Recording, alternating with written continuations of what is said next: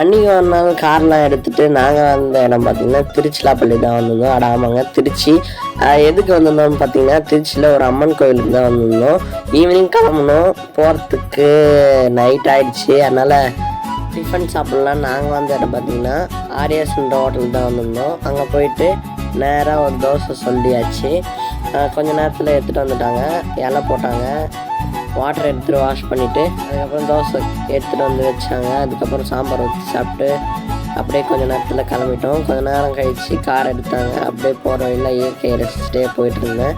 அதுக்கப்புறம் இந்த அம்மன் கோயிலுக்கு தான் வந்திருந்தேன். அங்கேயே ஸ்டே பண்ணிவிட்டு அடுத்த நாள் ஏர்லி மார்னிங் எழுந்துட்டு ஒரு ஃபோட்டோலாம் எடுத்துகிட்டு ஒரு 4-5 கோயில் போயிட்டு அதுக்கப்புறம் ஈவினிங்காக கிளம்பிட்டோம். நைட் ஆகிறதுக்கு ஆகிடுச்சு. அதே மாதிரி 3 o'clock தான் வந்தோம். இல்லை ஒரு ஹோட்டலுக்குள்ள ஆராதின்ற ஹோட்டலில் தான் சாப்பிட்டேன். அங்கே பார்த்திங்கன்னா வித்தியாசமாக வெஜ் கறி தோசைன்னு இருந்துச்சு. அதை ஆர்டர் பண்ணி சாப்பிட்டேன். வேறு லெவல் டேஸ்ட்டாக இருந்துச்சு, செம்ம டேஸ்ட்டாக இருந்துச்சு. அப்படியே சாப்பிட்டுட்டு கொஞ்சம் நேரத்தில் கார் எடுத்து கிளம்பிட்டோம். உங்கள் ஊரில் என்ன இந்த மாதிரி தோசை இருந்துச்சுன்னா கமெண்ட் பாக்ஸில் கமெண்ட் பண்ணுங்கள்.